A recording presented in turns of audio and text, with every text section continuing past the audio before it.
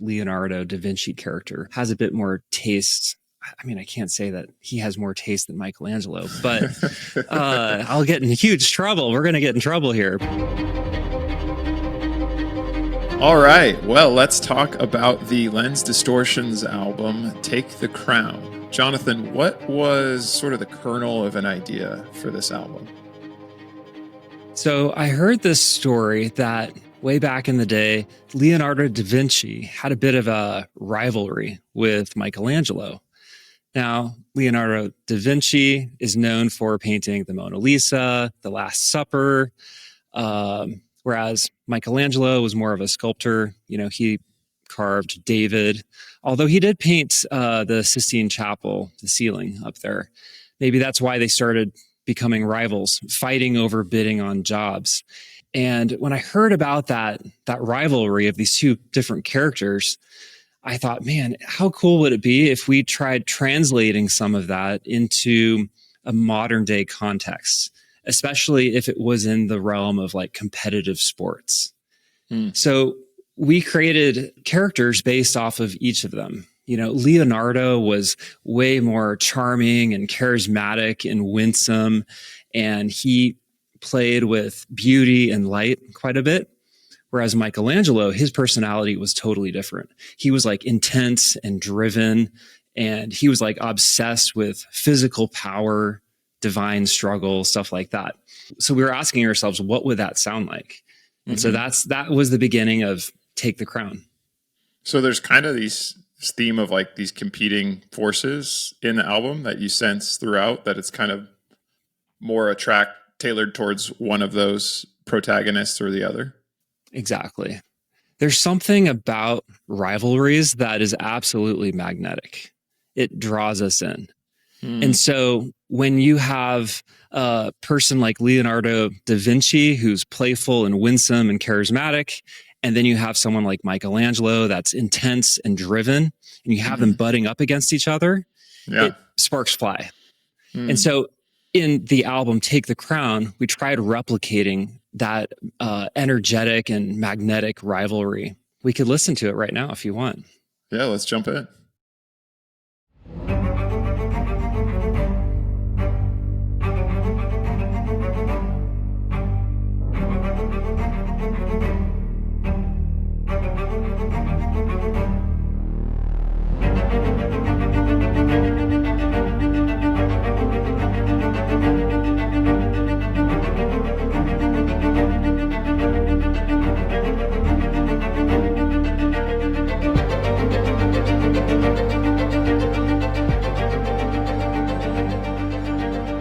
You can tell from the very first track that we're setting up the conflict of these competitors, right? It's serious, but it's also a bit classy, and it feels like there's a game being played, Now, was there a specific sport in mind for the album? Like as our team was composing, were we thinking of a particular type of competition?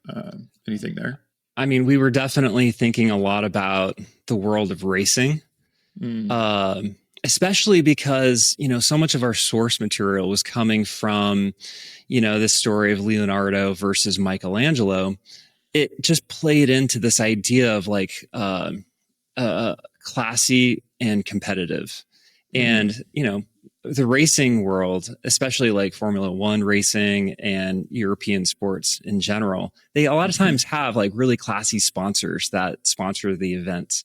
And so that just dovetails so nicely with some of the source inspiration we had for the album. Yeah. Well, and there's just rich traditions associated with things like you said, like European racing and whatnot. So absolutely. That's cool.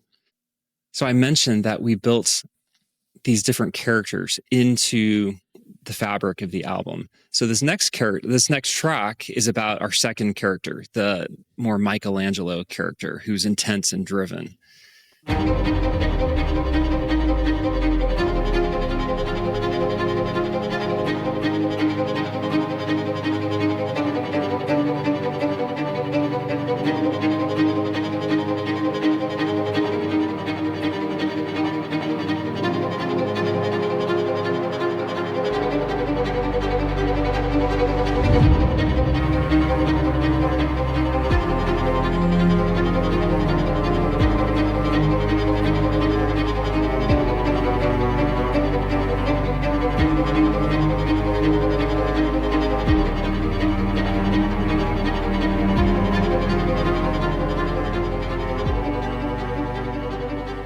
So where does it go from here?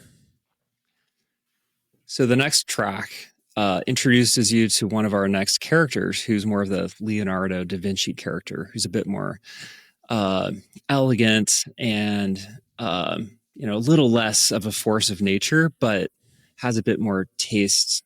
I mean, I can't say that he has more taste than Michelangelo, but I'll get in huge trouble. We're going to get in trouble here, but maybe more restraint or something. Sure. Let's just listen to the music and see what people say.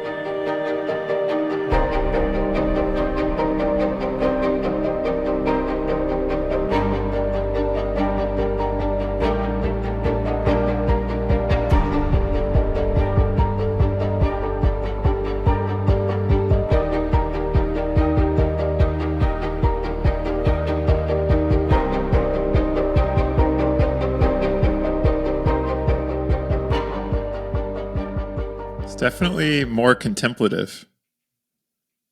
Mm-hmm. You know, a little less diving in and more just sort of thoughtful, like methodically, working towards something. Mm-hmm. Yep. It's a little more elegant, a little prettier of instrumentation in that track. Of course, we have other tracks that represent that same character that have a little more personality. For example, the track Charm Offensive. Listen to the opening of this.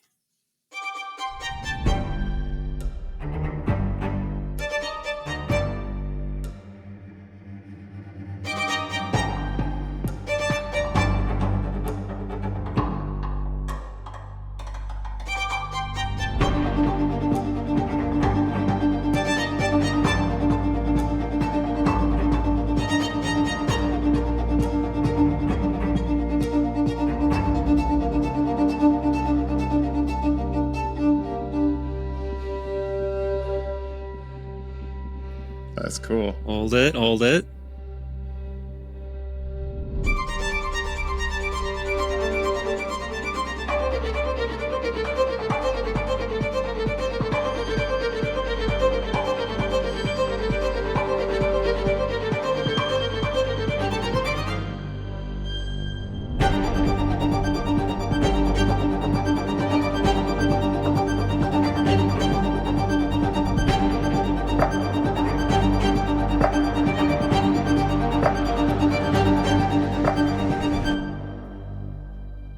that's fun. I know that something we're always thinking about is making music that's fun to edit to.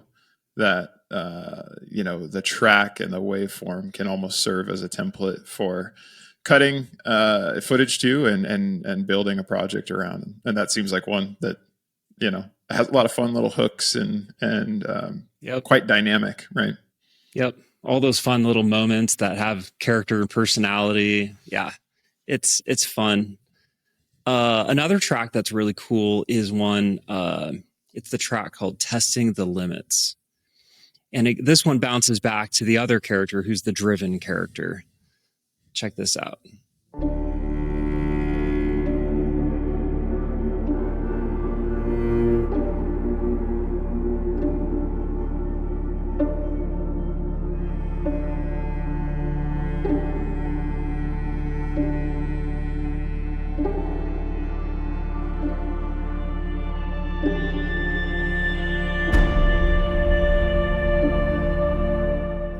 Really trying to keep it as minimalist and understated as possible to kind of set the opening tone before the energy hits.